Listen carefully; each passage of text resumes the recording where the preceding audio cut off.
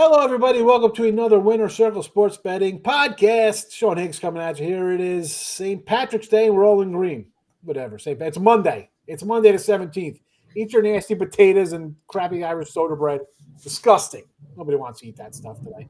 We're going to be eating up winners because we have Chirimbes, Doug Upstone with me today. As always on Mondays, we'll be talking recapping the bracket release. We have play-in games on Tuesday, NIT, CBI, the Crown. We got 6 a.m. baseball tomorrow, Cubbies, Dodgers. We're going to hit on a bunch of stuff, whether it be maybe a dark horse or who we think the upset special. Whatever. We're just going to kind of gloss over the whole tournament here and look at tomorrow's games. But before we get to that, hit the like button. Share, subscribe, notification bell on. Let's get those algorithms going here so you get more views and more winners for you to choose from here in college basketball. 37-29 with our free picks here. Leave a comment what you like in the playing games tomorrow. Who you think is the upset special, the darling of the first round that you kind of like here. Head on over to gamblersworld.net, our sponsor for our premium and our best bets. That's where you get all of our top plays, whether it be in the playing game tomorrow, NIT, NCAA on Thursday, Friday, however it breaks down.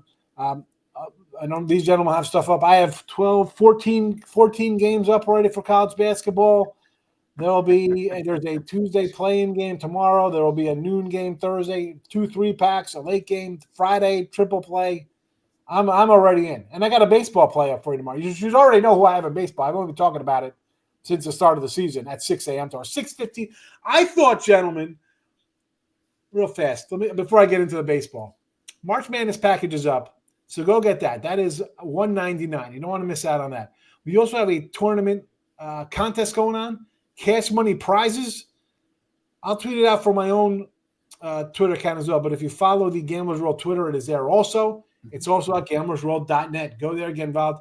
It's free to enter. I don't understand. I run a free contest. People don't want to get in. We're giving you free money. It's all you got to do is it's a contest. Look at Chip. He's like, I got to go buy another phone so I get in a contest under somebody else's name. Why wouldn't you try to win a couple free bucks, people? Easy peasy, easy. Yeah, you can. Okay. Yeah. It's right there on the myself. Go get it. Again, the March Madness package. Great day or a great time. Yes, we have the package that'll take you through the championship game. And actually, you probably want to kick it back a little because now you got this Crown contest as well. I'll give you some late college basketball there. So that'll be all inclusive of college basketball in that $199. Oh, it's $299. You missed the special on Friday. That's what happens when you don't turn into the live show. Sorry. But you can get a 30-day pass from any of us three gentlemen or the other 10 cappers on the site. That is guaranteed. So we could show you a profit over that time and we credit you back. And so it's a little bit more, but it's also all sports encompassing. And if it doesn't win, you're credited back and you go again for another month. So pretty good deal there. Now, I was about to say about baseball. I was thinking these games are playing on like Wednesday, Thursday mornings, but hello, it's on the other side of the world. They're actually playing on Tuesday, Wednesday there, where I was a day off. That's what happens. This whole flat world, Chip, excuse me, Doug, I know you're a big flat earth guy. I was confused on the dates. Anyway, for baseball, we won't really touch on that. How was the weekend, guys? What did you think about the brackets? We're going to start over here with Chip here. Any shock in the brackets? Who got in? Who didn't? First of all, well, let me say about the weekend to start with. Friday may have been the absolute worst handicapping day I've ever had in my entire basketball career. I didn't win. I put out 3 games in the pros. None of them got there. I put out 4 games in the colleges. None of them got there. But on the weekend, my megabuck plays came through with Wisconsin and then Michigan. So our big plays in the colleges on Saturday and Sunday won. The megabuck plays are still over 67% right now for the year. And I do have one up there in the NBA tonight, if anyone's interested, because that's actually gone really south quickly. And thank goodness for the college basketball tournament where we've always thrived. So, to be perfectly clear what's going on, Friday was horrendous and Saturday and Sunday were winners. We had days like that. I had a bad conference tournament. What am I going to do? I just got to, you shake your head. You just can't believe it. I take a dog, it doesn't win. I take a favorite, it doesn't win. Total over on. I couldn't get there. It happens. It's part of gambling. We have stretches like this, but there's multiple cappers on gamblersroad.net, and we got another one over here in Doug Upstone. How was your weekend, Doug? And well, mine. The one thing that I've tried to pride myself on both ways is empathy. Okay, and I have empathy for those that you guys have been talking about not going as well. For me, it's going the opposite. I've just continued to do very well, and I have to say, in all honesty, I looked it up this morning. So for the conference tournaments, I ended up 19-9. That's the best I've ever done. I mean, far and away. I mean, for me, by and large, I mean, I always kind of look at the conference tournaments. If I can be a game or two over 500, that's considered a really good thing. So, but it's been better than that. And for the month of March right now, so we're just past the midway point, 47-22. Okay, so far this month, $6,700, I think. Profit is what that is. NBA, I did my 6-game winning streak was snapped the other day, but still 6-1 on that one. College basketball, like I said, just in general, what is it? I want to say 42 and 20. I think it's 42 and 21. I might be off one game or something on that one. The last 24 days. And NHL, well, that just continues to roll. I mean, it's just been, it's crazy good, 82 and 43. So lots of good stuff there, and really looking forward to the tournament. Now, I know, Sean, that you have already gone very deep. I don't know about what you do, Chip, on this one. I kind of take it all in like the first 24 hours. And then, tonight just so happens that, yes, I do have plans. I'm going to go drink some cheap green beer tonight and maybe have a glass of Bushmills at the same time, too, and do that. But I'm actually going to the Brewers Padres game first. You're so loyal. Exactly. But after that, I'm diving in. Usually I kind of just take a look at everything, see what everybody's talking about, what things are going on, and just kind of going from there. And to answer one of your questions, Sean, I don't care what North Carolina, it's in the tournament. Okay. I don't really get much upset about this anymore because I think expanding the field beyond 68 is absurd. I mean, North Carolina 1-12 in quad one wins. Yeah. And I like the fact also that how they got in. Okay. Now I read about this today. They came up with a new metric because they kept mentioning this on the shows last night, new metric. And it was WAB win. No, it's something, some acronym like that, but wins above average. Okay. And so I just thought, and don't so you need to win? They were number one in wins above average. So that's how they got in. And it just so happens, as luck would have it, and this is like the worst possible thing the NCAA could do. You have the person that's and it's dumb luck, but the person in charge of the committee is from North Carolina. And oh, by the way, if they get in the conference tournament and he's there with all of his other athletic directors and buddies, he gets an extra bonus of $110,000 for his team getting into the thing. How about that? Maybe it's a coincidence, but you know what? I hate conspiracy theories, but I love this one. But the Tar Heels won 6 games out of 18 conference games. And so did Texas the same way. And it's, you go 6-12 in your conference, everyone else should be undefeated for you to get credit for something because is that like what we see in football? Well, they put a great effort. They played close against a good team and they're supposed to get credit for that. It was kind of strange to see Carolina get there. I didn't think they would because they haven't been out, like I said, 6-12 in the conference. I think Texas as well was 6-12. And the other part of the argument of this is people say, well, they're better if they played somebody else. So, for example, a team that I would have liked to seen in there is UC Irvine.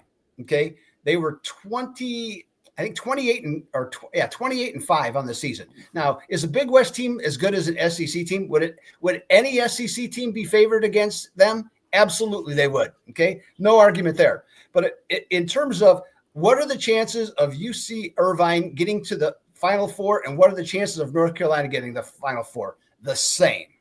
Okay, so I don't want to hear this other garbage. You know what? I guess maybe this goes along with what's going on in the world today.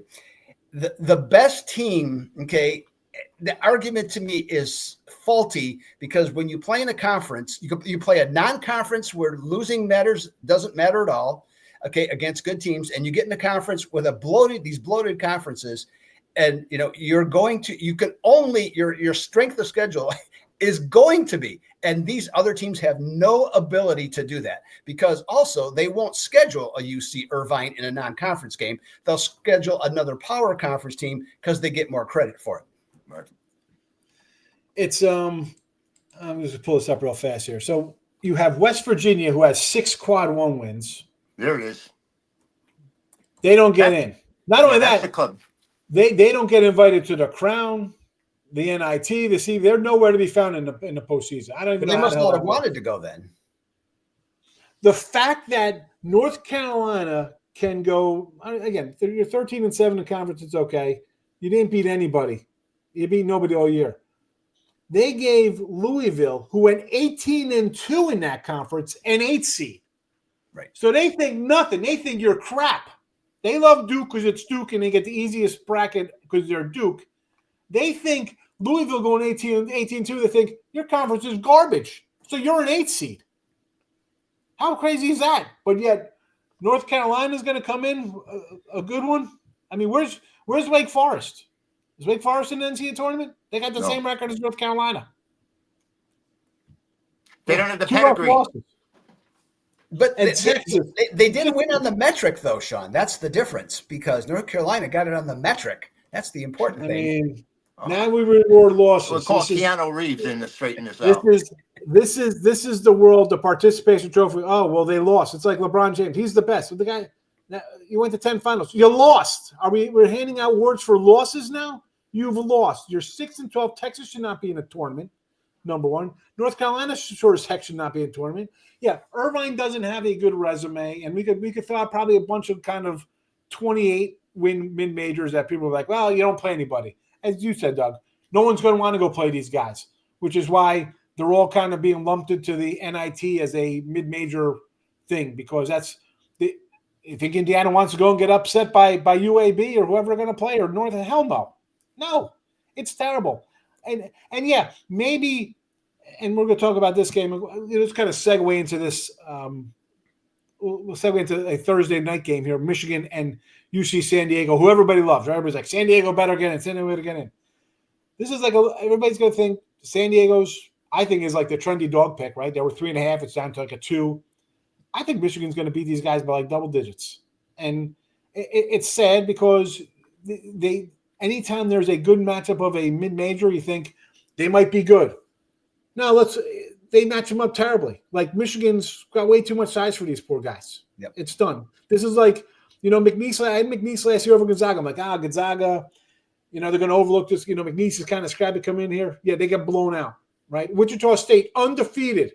Who do they get? They get defending champs Kentucky in the second round in 1 year, right? Yep. I mean, just how can we South Dakota State or Omaha, or who's good the other year, like Oral Roberts. Let's put these little guys together and just totally screw the pooch. So our big guys, we need our big names to go. It's terrible. It's terrible. I hate it. Yeah. Well, the one thing that and been following this for a while, and this is, the public is still enamored with upsets for the first round. Okay, that is, and of course, odds makers for years figured that out. Probably, I would say, in truth, probably close to 10 years ago. And I'm going to do an exercise on something that I wrote an article about at Gambler's World about a month ago.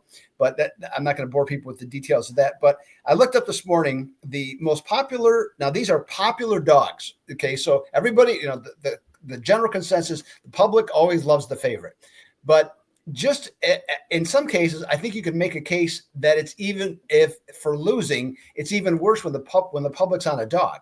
Okay, that seems to be a flashing red light there, and that those teams right now are High Point, Utah State, Drake, UC San Diego, Akron, and Grand Canyon. And those are very popular dogs, either in terms of money or in terms of bets. Either one, in a couple cases, it's both. At least the one site that I'm looking at, they're getting 80% of the action as we speak. Okay. Now those numbers, I'm sure, will change, but I'm just saying right now, that's what it is. Well, it makes sense on that High Point one because that was a 10 and a half at one point. So now that's down to an 8. Yep. I believe. So, you know, I'm not I like to get my stuff in ahead of time, which is specifically for like the whole, well, you're on a public dog or you're not, you know, you're on a team that people like. I could be on a team. There's only X amount of games. It's like a playoff game, right? But, oh, you got to be on the same side of public. Well, there's 4 games. I might be on it. I mean, you can't just go against the public in 32 games. They're going to win some games. What I want to do, and you guys probably agree, you want to be on at least have like the number. All right, you might be on the same game. Like I mentioned the San Diego game. That was 3.5. You get a 3.5, 4 early, you're thinking, I'm good. At 2, you're like, well, we knew this was going to happen, but at least I got the better number here when it comes down to that. Kind of separates the public from the pro kind of thing of it. Because they're sitting around waiting. Oh, this game's typically at 10 o'clock and they're not betting until Thursday night till 9:30. Oh, did I win today? How much more is my account? Like, you can't really bet like that. That's, you know, you're gonna lose out on numbers, and in the long run, that'll make you losing better if you don't have a good number. But yeah, I agree with those, right, Drake? I mean, Missouri had a nice little run. I could see where that is there. High Point versus Purdue. Everybody's kind of like High Point, right? That's kind of been a team the last couple of years. I'm shocked though you didn't have the Robert Morris in there getting 23. You know, I guess people love Alabama. But that team does. I mean, Morris is a squad that I think they could stay within 20-something of Alabama. That's a. It just there's a couple of these games to me. Well, you know what, Chip, go. You can go. Yeah, go ahead, Chip. About what? Yeah, Chip's like, I haven't looked at the brackets yet. Thursday.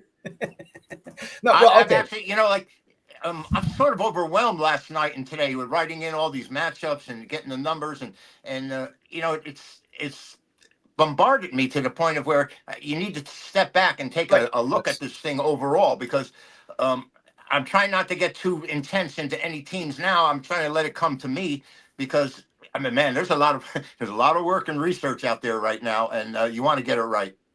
Yeah, and Chip, I'm exactly with you. That's why, you know, and nothing against you, Sean. I mean, everybody has their own style of how they like to do stuff, and for, you know, for me, what works best is just to, like I said, take it all in. Go over it, you know, look at different stuff. And like, to me, there's a couple of games. One just mentioned was Drake, that game in Missouri, is that I think the total, has the possibility of being the more telling side to be on. Because if you split the difference of the two, and if you get, you know, let's just say 3 or 4 points one way of what the team's average, and then you look at what the total is, that could be the answer as to what side to go and what the odds maker is actually thinking, you know, like in a game like that. Missouri likes to play fast paced. Drake likes to play super slow. So you have something like that. Another good one that is like that is VCU and BYU. In the alphabet game there, VCU is, I believe, in defensive efficiency, I think it is. They're number 1 in the country, and BYU is number 7 in offensive efficiency. So when you have that, you know, that's a sharp contrast there. So again, sometimes in these games, and, you know, and fortunately there's enough time, you can look at them, but if you can look at some of the totals and get it possibly an inclination as to what the odds maker's thinking, that way that can lead you down a path, you know, possibly to better profitability. So safe to say, gentlemen, no opinion on Queens, Northern Arizona coming up, right? You got nothing. Not yet. Even though Flagstaff 3 hours from here, so I probably will have something for you. Northern Arizona, are they the Lumberjacks? Yes, correct. Yes, and a couple other things too here that of note. You know, there's quite a few Mountain West teams. The group I just mentioned here, Mountain West, and then the MAC. Those are some of the public dogs that people are going towards. Yeah. And boy, that to me, Mountain West and Mountain West in the tournament, the NCAA tournament, the last 5 to 10 years.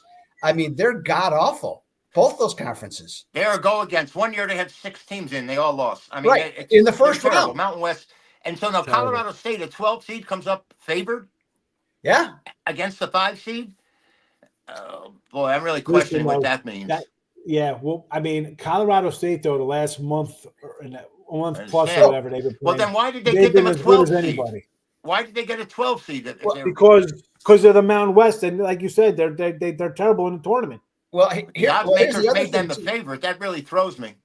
Well, here's the thing, Mike, because Colorado State was my Mountain West tournament game of the year, the championship game against Boise State, where they win.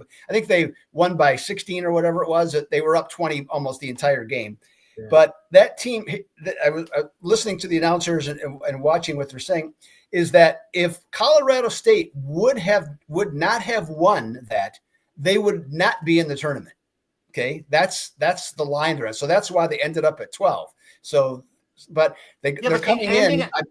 Go ahead. Doug, excuse me. Ending up at 12 is fine, but coming up the favor is what bothers me here. I mean, well, here's the thing, though. I believe it's either 9. They've either won 9 or 10, and they've not only won, they've covered each of those games. So I think Memphis got a guy hurt, though. Doesn't Memphis have a guy hurt? Yeah, they do have one guy that's hurt. Yes, but and the other thing, and the other side of the coin too is Memphis. If you look, I mean, you look at their record. I mean, they were pretty awful against the spread most of the year. Now they covered the championship game, there for the American, but I mean, they were brutal against the spread. So their advantage is, and why their record is as good, is that they do know how to win close games. So that's their edge. But, in terms of domination, I mean, they're certainly not a dominant team. So I mean, I can see some of the things, and Colorado State does have a couple of, really good players. And here's one other little fact of the top. I saw this in passing of the top teams I think it's the top 6 teams in the country, maybe top 7 of transfers that went to different schools. Of the 8 players, 3 of the 8 players that went to these top schools are from the Mountain West. So that's to be very interesting, So these guys were like really good players. They go to a better program, get a lot more publicity, continue to be a really good player. So it get a little more money too, though, from those. Well, of course, they're getting more money. Right. I mean, they're getting it and deserving it, but it's just interesting that the quality. So you can make an argument that the quality of the competition in the Mountain West is sometimes better than what people think.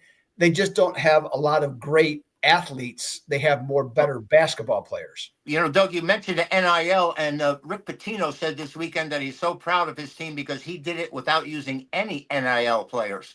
So that's a pretty big move for St. John's. Yeah, and one that won't last much longer, by the way. They're gonna. I'm as an old St. John's guy. I'm happy that they're doing well, and that'll be an interesting matchup. Him and Calipari in the second round there. That would be if he gets there. Yes, if they get there. You think St. John's is losing? It's happened before, my friend. You can't assume anything in this game. That's why we call it gambling. I understand. Listen. They lose as a 20-point fave here after the season and all the crap talking that guy's done. Ooh. I'm happy New York will bury him. I'm happy to see the return of huge favorites, though. Houston laying like 30, like a lot of – it's kind of like the old days where your 1 seeds would be laying at 25, 30, 35 points back in the day and your 2 seed. So I'm glad that the teams are still are that – I'm glad there's separation like that because there should be. There should be that. You should be that good. That's what made the tournament good because you kind of cheer for something. It was so outside of the ordinary that it would never happen, as opposed to we've seen upsets the last 2 upsets the last 5 years of the 1 seeds going down because of the parity. I kind of like these big Florida and Houston lines. Well, here's the thing though too is that if I saw this correctly, and if anybody can correct me if I'm wrong and leave a comment, is I believe in the history of KenPom there has been, I want to say 4 to 6 teams that had a adjusted rating of 35 plus 35 or higher. Okay. This year, all 4 teams, the top 4 seeds, all have a rating of 35 or higher. Okay. So it just tells you the difference between, at least by KenPom's rating, between the top teams and literally the rest of the field. I mean, just dramatic. And another one that I found it interesting, and this is if you like St. John's and Michigan State to go far, consider this is that the teams that were not ranked in the top 25 at the beginning of the season but ended up seeded 1 or 2, their average number of wins in the tournament is less than 2. I was going to say 2. Yeah. So we're going to one last thing, and then we'll get to these 2 games. We'll kind of just glance over them a little bit there because the Mountain West, you mentioned Colorado State would not have made the tournament if they would have lost. The crazy thing is them and Boise, boise would have been automatic bid. They weren't even in the tournament. San Diego State is in a playing game, and New Mexico is a 10 seed. Like how does Colorado State zero respect? Anyway, let's Chip. Yeah. Huge game on Tuesday, a playing game. Alabama State laying 3 to St. Francis. I'm going to leave that one to you because I can play for St. Francis. How about St. Francis? How about this? The NEC has 4 teams in the tournament. The old NEC: St. Francis, American, Robert Morris, and who's the last one? Don't know. Who am I missing here? Well, while you're thinking of it, also you got to qualify. Go ahead. You got to qualify this, Sean. It's St. Francis, PA, because there's also St. Francis, New York. No. They disbanded it. St. Francis, New York? Gone. No more teams. Is that right? Well, I guess Brian's the other squad. Oh, okay. I'm not up to date on my St. Francis. I better get my rosary out and pray for myself here that I messed that up. I kind of like Alabama State there, but we'll move to the little bigger game here. Mountain West lovers. Here you go. We're all over the Mountain West. San Diego State now a 4-point dog here, maybe even a 4.5 to the Tar Heels, who, again, we all agree do not deserve to be here. I said the same thing about Syracuse a few years ago, and I think they went to the Elite 8. Why do I think North Carolina is going to put together a run here? Because they played pretty well. They played pretty well down the stretch, Sean. Yes. They really did. They were much improved. They got beat by Clemson by 30, I think it was. I mean, that was ridiculous. Yeah. Well, I mean, I like them here. I think they're better than San Diego State.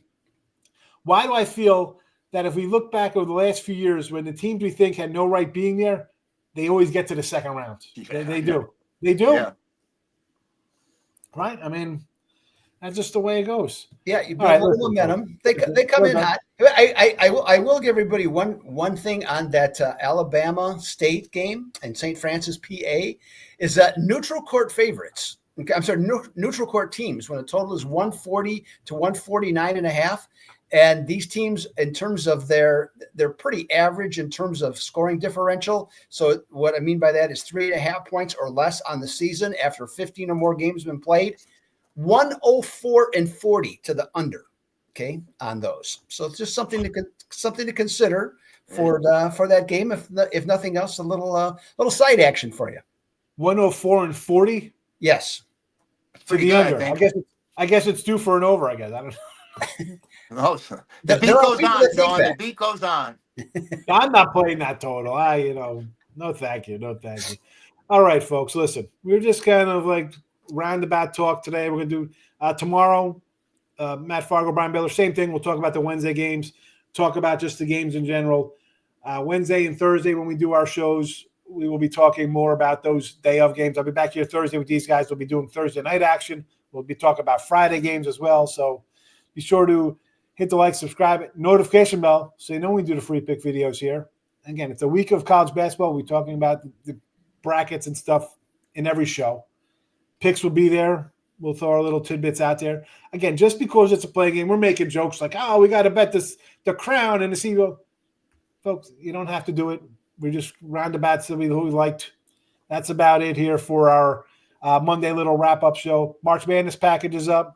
Go get it. Daily packages from Chip, Doug, NBA, college hoops, hockey, all available at gamblersworld.net. Gentlemen. One quick question for you or for everybody. One word answer from everybody. Who wins it? Tournament. Florida. Chip?